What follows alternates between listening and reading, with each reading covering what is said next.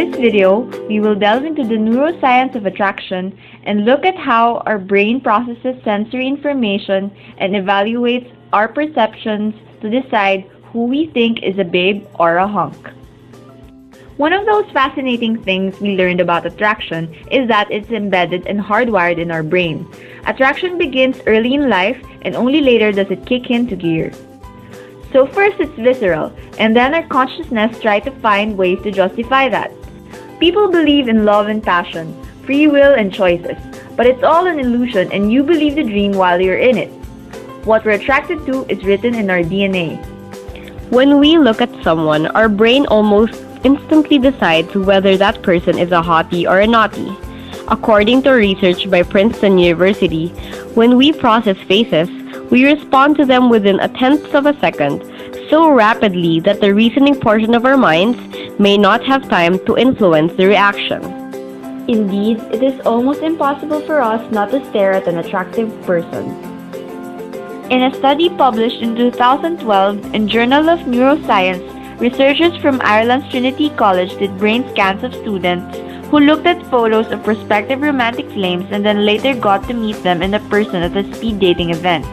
Essentially, they found that when you have an immediate attraction to a person, two parts of a certain area of the brain, the dorsomedial prefrontal cortex, generally light up with neural activity. One is the parcingulate cortex, a region that makes calculations about the attractiveness of the person you're gazing upon. The other part is the rostromedial prefrontal cortex, which compares your perception of attractiveness to other people's reaction to the person. That's the part of the brain that actually decides whether your potential love bunny is right for you, regardless of whether he or she appeals to your boy buddies or girl pals. When that happens, you're most likely to trot out your best pickup lines or offer your phone number. Interestingly though, if you meet someone who by group consensus is exceptionally drop-dead gorgeous, say a clone of Danielle Matsunaga or Ann Curtis, a third part of the brain, the ventromedial prefrontal cortex, will also kick into action. But even when it activates, you won't necessarily pursue the object of your admiration. Apparently, that's because the rostromedial prefrontal cortex cooled your jets, warning you that the person is either unattainable or that your own personal tastes are a little different.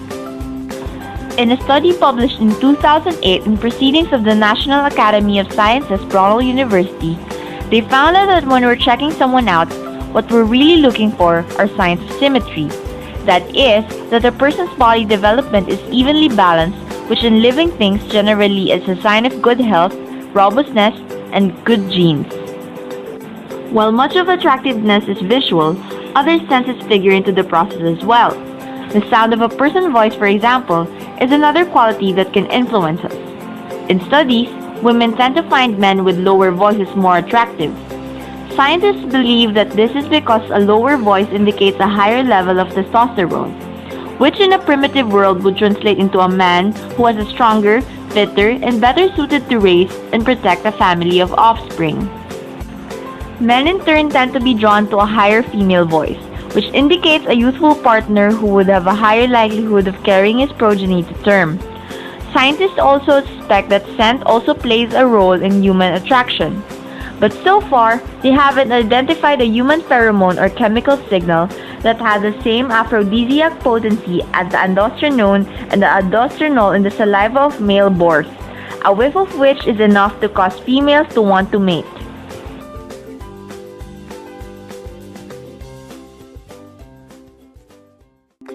For a quick experiment, we asked a couple of correspondents to answer questions based on attraction of male and female. For our first question, we asked them, where is a woman most likely to be more attracted to a man? Is it A, nightclub, B, online dating site, C, gym, D, grocery store? Grocery store. Okay. Gym. Gym. Grocery store. Grocery store.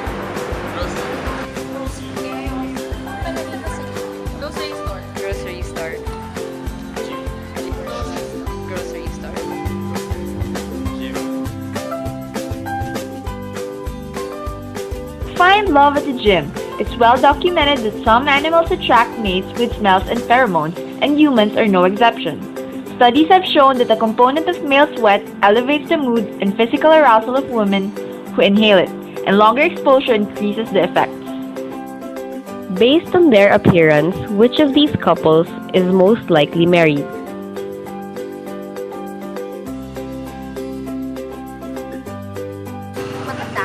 Ito, couple yung nasa left.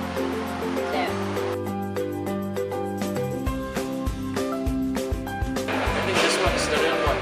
May red na... Yung naka-red. Nasa left.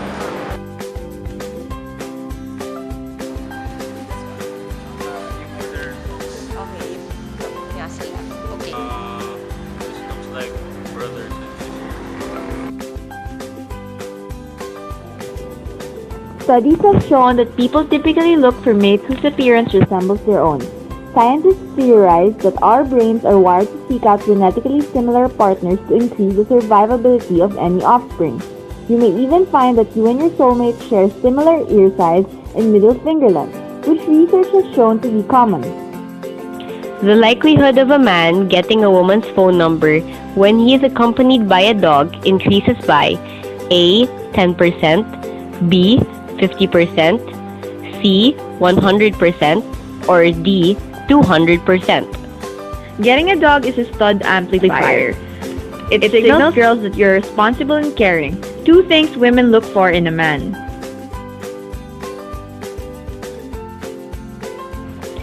Which emotion are men most sexually attracted to?